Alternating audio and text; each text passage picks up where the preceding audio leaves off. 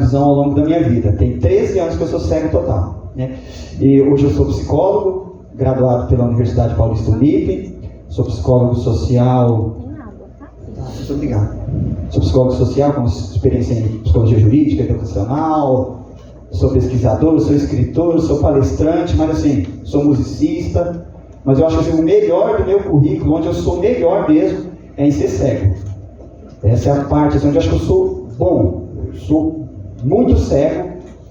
E acho que não tem ninguém mais cego do que eu. Acho que pode ter igual, mas mais cego eu acho que não. Né? Mas estou muito feliz aqui de estar com vocês nessa noite. Um convite maravilhoso, uma noite muito especial, né? Um tema relevante e importante para a nossa sociedade. Nós, como o professor disse, né, a gente não faz palestra, ele diz que faz conversa, eu uso o termo diálogo, então a gente está aqui para dialogar sobre esse assunto que nós temos comum interesse. Parabenizo todos vocês, até eu que sou cego, sei que isso aqui não está anotado, né? Mas sei que tem uma quantidade importante de pessoas, e pessoas da área da educação, que a gente tem por vocês intensa ternura e carinho, né? Pessoas como vocês foram muito importantes na minha vida, por quem eu sou hoje. Porque eu estudei na escola antes da lei de inclusão e depois um pedacinho. Eu senti essa diferença, né? Mesmo depois da lei de inclusão, quando era muito recente eu volto para a escola, foi mais ou menos eu me adaptando à escola, né, criando estratégias e técnicas para me conseguir terminar meus estudos. E na faculdade, como eu estudei em uma faculdade privada, foi a mesma coisa. Não tinha quase nada de recurso de acessibilidade, né? Tá aqui a professora Frank. Eu tenho muita honra que a Fran foi minha professora de português. E uma das melhores, né? Ela tá aqui e ela não me deixa mentir. E a Fran foi muito importante na minha vida. Ela teve uma coisa muito bacana. Ela não tinha ferramentas, ela não tinha acessibilidade. Mas sabe o que ela tinha? Ela tinha alteridade, e eu já vou falar disso, e ela tinha flexibilidade para tentar junto comigo pensar estratégias e pensar junto qual a melhor forma de eu absorver o conteúdo, né? Qual a melhor forma de eu estar recebendo aquele conhecimento, o conhecimento chegar até a mim. E deu super certo, entendeu? Mas vamos lá. Estamos aqui para falar de equidade, o tema que eu escolhi. Equidade, o olhar humanizado e justo, que produz inclusão, né? Mas antes de chegar na equidade, eu preciso passar por uma sequência de conceitos e explicando para vocês, para nós podermos chegar na tão desejada, no orgasmo que será na equidade, tá? Pensar em inclusão, né? A inclusão, ela chega no Brasil, esse conceito, em 1999, que vem com o princípio da universalidade, né? Onde todas as pessoas têm o mesmo direito, devem desfrutar das mesmas coisas. Assim, quando somos obrigados a pensar em inclusão, isso denuncia um estado anterior, que é a exclusão, antônimo de inclusão. Quando não há inclusão, há exclusão. Então houve um estado anterior, que é a exclusão. E qual estado que é esse? Né? Como eu disse, nós estamos aqui por um interesse em comum. Muita gente pode dizer, vocês estão aqui porque se interessam pelo tema e porque vocês têm empatia pelas pessoas com deficiência. E eu vou contrariar isso. Vocês não têm empatia pelas pessoas com deficiência. A menos aquelas pessoas que têm um parente bem próximo, um grau de filho, por exemplo, essas pessoas têm empatia pela pessoa com deficiência. As pessoas em geral não têm. Os mais humanos, os mais generosos, sabe o que eles têm? Alteridade. É diferente. Empatia eu só tenho por quem vive a mesma realidade que eu vivo ou já vivi. Eu experienciei. Né? A alteridade é a inteligência que eu julgo, eu compreendo, eu entendo que o estado daquela pessoa é difícil, né? Mas eu não tenho empatia porque eu não vivi, né? Por exemplo, eu, Gil, não tenho empatia por gestante. Eu sei que é difícil a barriga crescendo mês a mês, enjoo, dói a coluna, aquele negócio vai ter que sair, e meu Deus, como que vai ser? E vem a pior, a dor de parto, que é terrível. Então eu imagino que é muito difícil. Então eu tenho pelas gestantes alteridade. Eu não tenho empatia, porque eu não sei como é que é. Agora, se eu já sofri o parto, passei por uma gestação, eu tenho empatia pelas gestantes, né? Então, vocês não estão aqui porque são empáticos, mas vocês estão aqui porque vocês têm alteridade, vocês têm interesse no tema, e vocês entendem que as pessoas com deficiência sofrem hoje. Hoje nós vivemos um sentimento apocalíptico, é o fim do mundo, está acabando, o mundo está muito mal. Os mais religiosos dizem, é o apocalipse, Jesus está voltando. Eu te digo, não está. O mundo já foi bem pior do que é hoje. O professor trouxe na fala dele, apesar de muitas leis hoje, e de nós termos lei de inclusão, graduações, pós-graduações em educação especial, mas ainda não temos um trabalho efetivo. Mas eu vou dizer a vocês que estamos lindos diante do que já fomos. E eu vou dar só uma pontinha para vocês, né?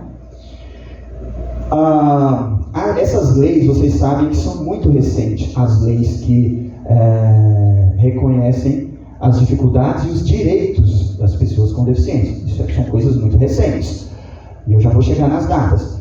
Mas assim, se a gente pegar sociedades antigas, como a grega, por exemplo, sociedade grega que ela tinha uma cultura militar, pelo Império Grego estar dominando o mundo, então eles tinham um culto ao corpo, então as pessoas com deficiências não eram aceitas. Então os homens tinham que ser belos e fortes, aptos à guerra, né? E as mulheres também tinham que ser dispostas à prole, para geração de filhos saudáveis. Então quando nascia uma criança com deficiência, essas crianças eram descartadas. Elas eram descartadas onde? Em matas, em beiras de praias, em cidades como Esparta. Esparta era uma cidade grega de cultura militar. Até as mulheres eram recrutadas para treino bélico, né? Eram soldados mulheres. Então, quando nascia uma criança com deficiência, eles eram sacrificadas. Lá tinha uma cadeia montanhosa chamada Tagetos. Então, eles pegavam o bebê com deficiência e falavam, voa, passarinho. A criança lá embaixo. Uma coisa bem bonita, sabe? Bem assim, muito linda. Roma, quando foi criada a lei das 12 tábuas, que garantia os direitos das pessoas romanas, não incluiu as pessoas com deficiência. Eles eram amaldiçoados e tinham que ser sacrificados. Eles tinham que ser sacrificados, e lá tinha uma lei higienista, que se você fosse um deficiente adulto, você não podia ser visto na rua. Você apanhava, porque saiu na rua e apanhava porque você era deficiente. Surra para 10 você levava sozinho. Né? Então, são coisas assim muito bonitas. Essa realidade começa a mudar um pouco no século IV, quando o cristianismo é estabelecido como religião oficial de Roma. Então, eles mudam esse olhar que abandono seria pecado. Ai, que coisa, né? Agora, tão tardio. Abandono agora era pecado. E por ser pecado, e eu tenho que fazer a vontade de Deus, eu já não posso abandonar essas criaturas do Senhor. Aí começam a ser criados orfanatos para receber essas crianças que eram abandonadas. Então a família também não ficava com essas crianças. Eles abandonavam eles nos orfanatos, né? E a igreja criava. Só que parece belo, mas não é. Porque o olhar que a igreja tinha sobre a pessoa com deficiência é que eles eram pecadores, ainda amaldiçoados. Então eles deveriam pagar em vida pelos seus erros. E por isso eles estavam ali. E essas pessoas eram reclusas da sociedade. Como já falei, eles não podiam ficar expostos. Chega um momento na história que a pessoa com deficiência começa a ser usada pela cultura circense como chacota mesmo. Então em circo, muitas vezes em circo, você tinha um momento que entrava um cadeirante e todo mundo dava risada. Entrava uma pessoa deficiente auditivo, e aí pelo jeito dele ser estranho, alguém gritava com ele, ele não entendia, todo mundo dava risada. Um cego tropeçando, aí todo mundo dava risada, era engraçado. Então a cultura circense usou também disso. Então, só coisas bonitas, né? E Aí esse olhar religioso sobre que a pessoa era pecadora e deveria pagar pelos pecados em vida, né? Até hoje, ideias como essa prevalecem. Por exemplo, a gente tem o espiritismo kardecista, né? Que aí o karma é a ideia que você cometeu um erro na vida passada, então nessa vida você vai pagar pelo erro anterior, através da reencarnação, né? E aí eles até hoje têm esse olhar, que se eu sou um deficiente, quer dizer que no passado eu fiz alguma coisa bem ruim, e eu tenho que pagar nessa sendo um deficiente. É um olhar que ajuda pra caramba. Ontem mesmo eu atendi uma mãe, no meu consultório, mãe de um autista, que ela disse que a família espírita disse para ela que o filho autista é um karma dela por algo que ela fez na vida anterior. Né? Gente, essa pessoa já está cheia de culpa, essa pessoa já está sofrendo, gente. Onde dói mais na gente é no filho. Aí você vem com um julgamento desse tamanho, com essa amplitude para a pessoa, é muito amor, né, gente? Não, se essa teoria estiver certa, deve que na vida passada eu fui um voyeur. Né? Para quem não sabe o que é um voyeur, é quem se diverte com a diversão, vendo a diversão do outro numa suruba. Falei demais. Né? Ou deve que na outra vida eu tinha olho gordo, né? A última vez que eu me lembro que eu tive olho gordo foi quando eu sofri de hemorroidas. Mas aí, gente, vocês veem, né? Amaldiçoados, pecadores, esdrúxulos, engraçados, estranhos, inválidos. Olha quantos adjetivos negativos para uma única população, a população PCD, né? Até essa fase do primeiro século, Grécia e Roma, é conhecida como extermínio das PCDs, né? Nós éramos exterminados. Eu não teria a mínima chance de falar bobagem lá. Eu seria assassinado. Então, olha quantos adjetivos negativos a gente tinha. Isso ajuda na construção do que nós psicólogos chamamos de arquétipo da pessoa com deficiência. O que é o arquétipo?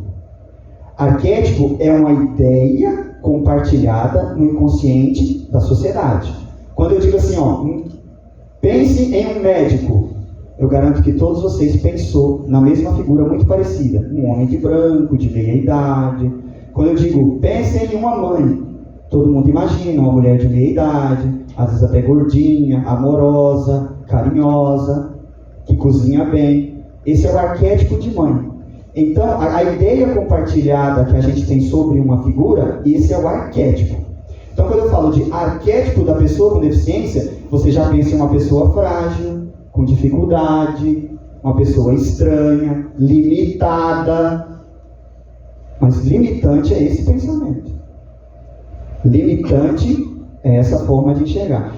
Então, não é culpa das pessoas eles pensarem isso sobre a deficiência hoje. Isso foi construído na sociedade. Isso é um arquétipo no inconsciente coletivo de todos nós. Né? Então, é difícil da gente lidar com isso. Aí, vindo na história, depois da Segunda Guerra Mundial, a Europa estava devastada depois da Segunda Guerra Mundial. E aí ela tem uma grande crise econômica. Através dessa crise econômica, por faltar mão de obra, a Europa começa a recrutar, a contratar pessoas com deficiência física para trabalhar nas indústrias. Né? Aí que começa a pessoa com deficiência ser inserida no mundo do trabalho, depois da Segunda Guerra Mundial. Só que ainda não tem lei regulamentando, né? Foi uma necessidade da economia europeia, não da pessoa com deficiência, né? Aí na década de 70 que começa a ser pensado alguns direitos da pessoa com deficiência, começa a ser pensado e discutido. E em 1971 sai a primeira declaração dos direitos da pessoa com deficiência mental, que trazia alguns direitos. Direitos assim como proteção, que a pessoa com deficiência mental deveria ser protegida, né, contra abusos. Gente, olha quanto tempo para trás essa população com deficiência mental foi abusada sexualmente, de violência física, e não tinha nem lei para você recorrer. Não tinha nem lei, não tinha nada que amparava essas pessoas. Então em 71 sai isso, para proteger essas pessoas. a ONU solta essa declaração. E em 76, aí vem uma outra declaração da ONU, já abrangindo todas as deficiências e pedindo a inclusão dessas pessoas. Só que essa declaração, ela tinha um olhar biomédico, que enxergava a deficiência como uma patologia e que o sujeito que deveria se adaptar à sociedade, né? Então ainda era um olhar fechado. Depois isso vem se ampliando, né? Então, bem tardio, a ONU vem soltar a declaração da inclusão na educação em 1994. E aqui é tão rápido no Brasil que chegou em 2006, né? Acho que ela veio de a pé. Chega em 2006. E nós só vamos ter votado e sancionado, né, o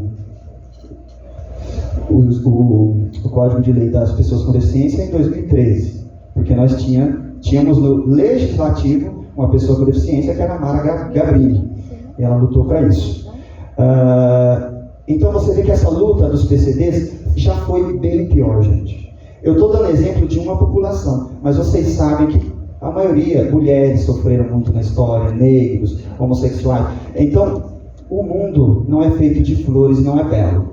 Hoje a gente tem a oportunidade até de discutir sobre esses temas, de conversar sobre isso, mas não se tire. Então já foi bem pior. É normal você ter esse sentimento apocalíptico, que uma geração sempre profetiza ser aquela última por perda de sentido, né? Porque a nova geração ela adota comportamentos que a sua não aceitava. Então, na verdade, não é fim do mundo, é fim de um mundo, do seu, daquele mundo onde as meninas usavam short maior, hoje elas usam short bem curtinho, aí vocês acham que o mundo está acabando. Mas não é, o seu mundo está acabando, mudou. Nosso mundo já foi. Aí eu entro em um outro conceito, o conceito de igualdade. O conceito de igualdade, ele entra bem nessa época antes da Segunda Guerra Mundial, que ele vem, junto com o socialismo, combater a meritocracia, onde se acreditava, né, que quem era aristocrata era porque era melhor que o proletariado. Então a filosofia traz o conceito de igualdade, junto com o princípio da universalidade, onde não, todas as pessoas são iguais e devem desfrutar do mesmo direito. Então, às vezes, falar de igualdade parece muito belo e muito bonito, mas a igualdade, ela é tirânica. A igualdade, ela é tirânica. Por quê? Ela não reconhece as diferentes necessidades de cada sujeito. E quando eu falo assim, eu não estou falando só da população PCT. De uma pessoa para outra, as necessidades mudam. Certo? Agora há pouco, a presidente ali da SEB disse que ela tem dificuldade com matemática. Está entendendo? Então, para ela, cabe reconhecer essa dificuldade dela. Você pega dois irmãos gêmeos, eles são muito diferentes em personalidade, o DNA é diferente. Então, onde está a igualdade? Né? E se vamos desfrutar dos mesmos direitos, a gente cai em um dilema tão complexo que a gente vai acabar ocorrendo em uma coisa que eu, Gil, chamo de a guerra dos direitos. Eu acho que essa é a terceira guerra mundial, é as guerras do direito, porque acaba um direito sobrepondo o outro. Eu tenho um direito, mas o fulano também tem, então a gente começa a conflitar. Então, muito cuidado com a igualdade, né? E aí nós vamos entrar em um outro conceito, justiça. Tudo está relacionado com o meu tema. Está aqui a doutora Denise, que não me deixa mentir nem enganar, e pronta para me acusar, né, doutora Denise? É coisa? Tem uma frase jurídica que eu acho muito bela, que ela diz o seguinte: a justiça nasce com o surgimento da possibilidade do contraditório, né? Então a justiça ela só vai nascer com a possibilidade do contraditório. Quando eu vendo só uma verdade, só uma versão, isso também é tirânico, né? Então, e é injusto, porque só um lado fala, só ele detém a verdade. E tem um símbolo da justiça também que é muito bonito, que é aquela balança. É uma balança, aquela que ela tem a hastes horizontais. Então você coloca um peso de um lado e um peso do outro. Se ambos tiverem o mesmo peso, ele fica equilibrado. Então aquela balança equilibrada, né, horizontalmente, assim, ó, mostrar com a bengala, a de metal, é a balança que simboliza a justiça, né? Então fiquem com esse símbolo na cabeça. A balança simboliza a justiça, essa balança. Então imagine que alguém coloca 1 quilo de chumbo no lado direito dessa balança. E uma outra pessoa, esse chumbo, esse objeto de chumbo, está simbolizando as pessoas comuns. Do outro lado da haste, coloca um saco de palha, pesando exatamente 1 quilo. Um saco de palha. Pelos dois objetos pesarem igualmente 1 quilo, a balança vai ficar equilibrada. Ela vai ficar equilibradinha assim, ó, né? De um lado chumbo, do outro lado um saco de palha. É justo, né? Olha que bonito, tá equilibradinho. Aí eu digo a vocês, quem colocou o chumbo fez um único movimento. Agora, quem colocou o saco fez diversos movimentos para encher o saco. Tá? Lembre que o saco estava simbolizando a população PCD. Né? Então, se hoje a gente tem essas leis, foram feitos diversos movimentos para a gente tentar esse equilíbrio. E diversos movimentos ainda terão que ser feitos, como esse. E quem faz esses movimentos? Poder público, sociedade civil e eu, PCD. Né? Um não é mais importante que o outro, apesar que, eu sempre falo para meus amigos, não são calçadas com pisos táteis que mudam a minha vida. Não é uma calçada com piso tátil que muda a minha vida. Não é um livro em braille que vai facilitar a minha vida. O que muda a minha vida é quando eu, Gil, decido sair de casa e trabalhar e estudar. Isso mudou a minha vida. Não eu esperar por calçadas adaptadas. Está entendendo? Mas isso é importante, né? Isso é inclusão. Houve uma exclusão e isso precisou em algum momento ser ajustado, né? Esse déficit social precisou ser e está sendo ajustado e tem que ser ajustado todo dia, né? Então lembre-se desses movimentos que são feitos. Parece justo, mas não é. Aí eu começo a entrar na equidade que a gente está falando. A equidade. E a equidade, ela começa a nascer num dilema filosófico lá com Platão. Platão disse o seguinte: se você empresta uma espada de alguém, é justo que você devolva aquela espada. Né? Se você emprestou a espada de alguém, é justo que em algum momento você devolva a espada, porque ela não é sua, então você vai devolver aquele direito. Isso é justo. Aí, Platão entra com o dilema filosófico.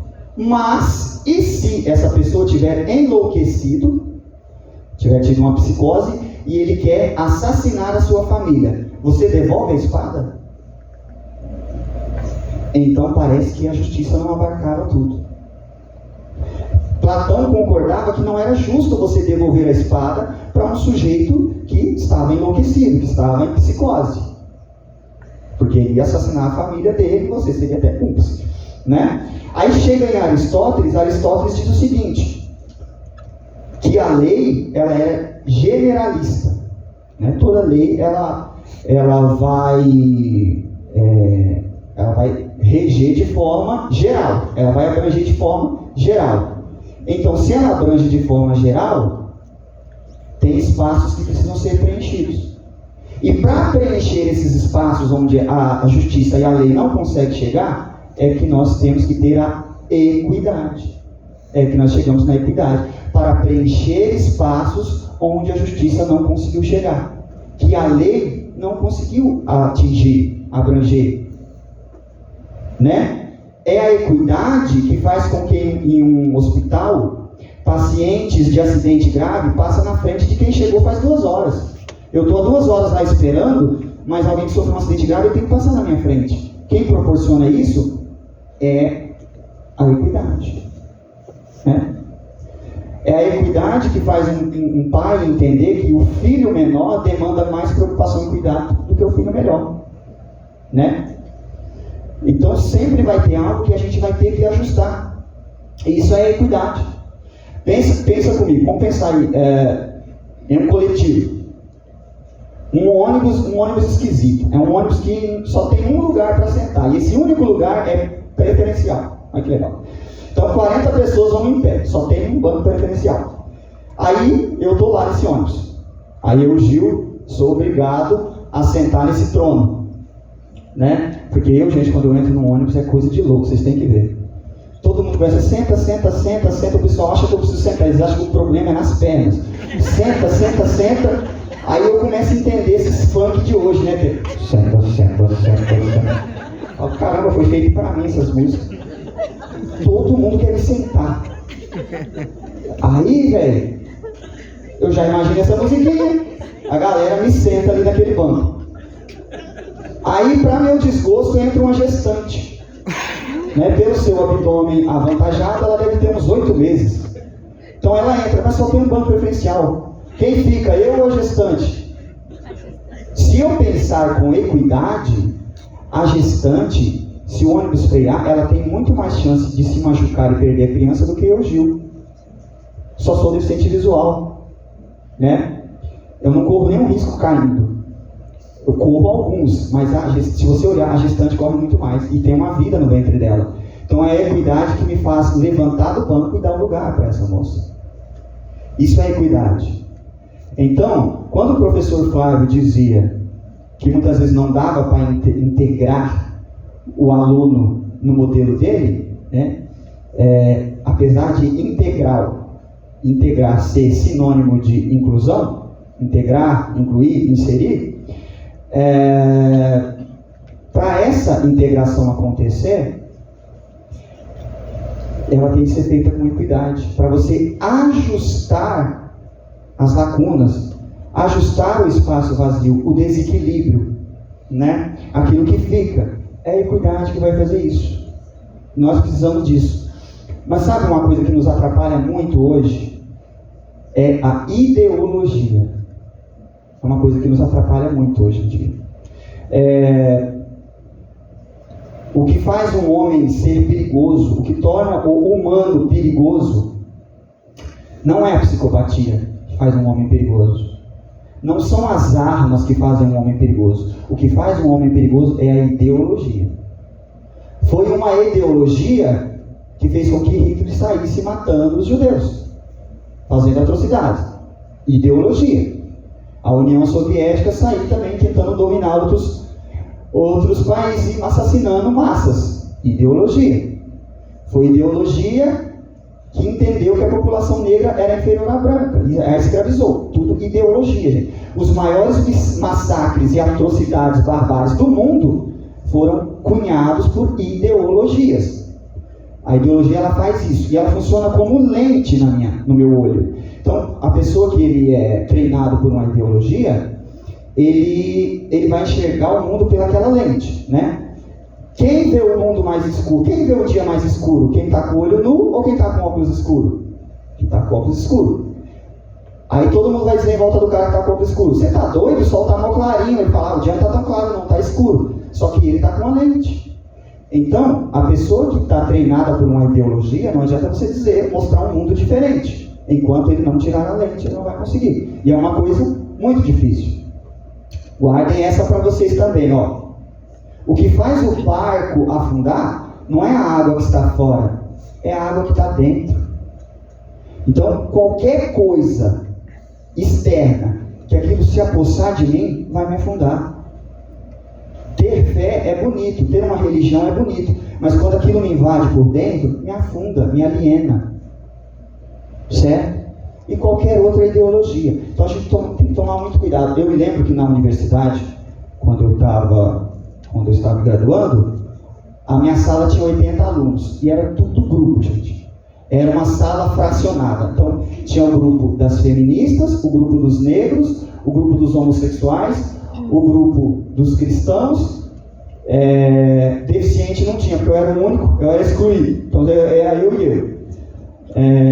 Não tinha grupo. Daí que eu queria que tivesse um grupinho também, para me fazer o bem e ser feliz.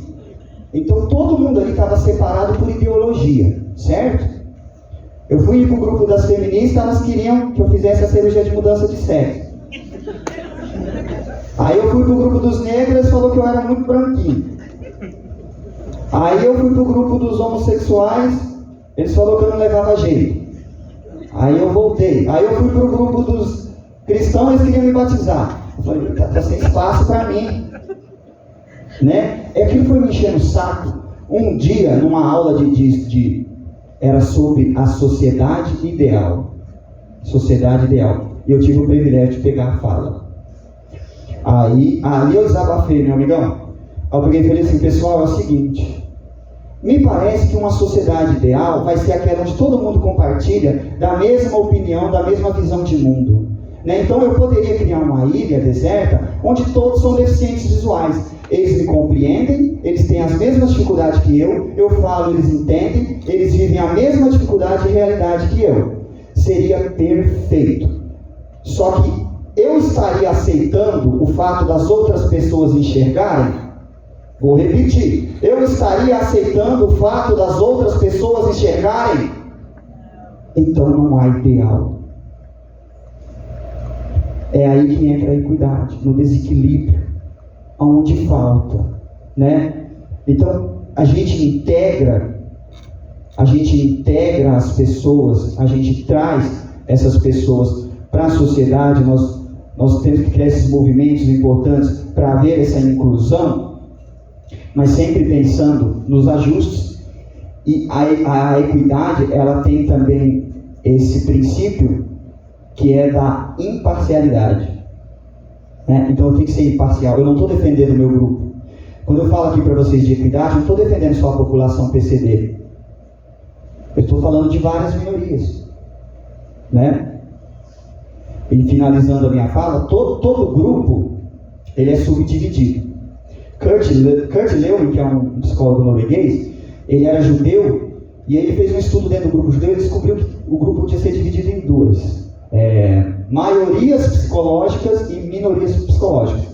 Maioria psicológica não é maioria demográfica, não é definido por número, mas sim por poder, por autoafirmação, por autoridade. E a minoria psicológica, ela é dominada e tutelada pela maior.